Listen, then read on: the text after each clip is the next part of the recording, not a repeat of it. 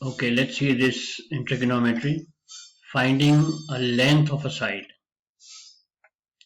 Okay, so we are given a triangle ABC, ABC and B is right angle. BC is 12. Now if tan A is equal to 4 upon 5, find AB. Okay, let's see how we do this. Now tan A is equal to 4 upon 5. Now tan A is equal to 4 upon 5 is equal to BC upon AB. BC is given. So let's write down BC upon AB is equal to 4 upon 5 and is also equal to 12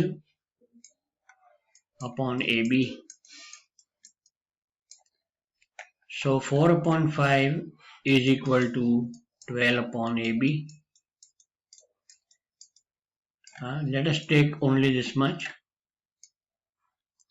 and cross multiply. So what we get is 4AB is equal to 12 into 5 is 60.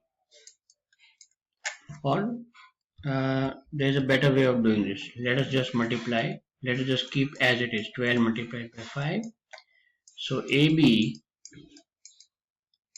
is equal to 12 multiplied by 5 over 4.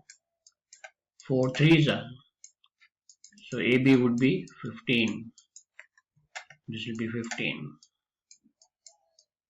Okay, so you can find out the length of a triangle if its ratio, trigonometry ratio is given. Okay, now let's go ahead. Finding the length of a side.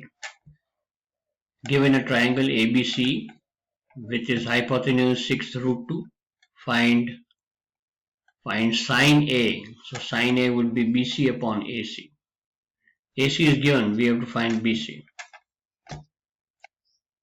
Okay, so we know Pythagoras hypotenuse square, which is 6 root 2 square, is the sum of the squares of the other two sides, x square plus x square. So 6 root 2 all square is 6, 6 is 36 into 2 is 72 is equal to 2x square. So x square will be 72 divided by 2, 36, and finally x will be 6. Now once we have got this as 6, we can easily say that sine A is equal to 6 upon 6 root 2. So let's cut this and we could get 1 upon root 2. That is the simplest form of this fraction. So this is another form of a sum which you could get in your examination.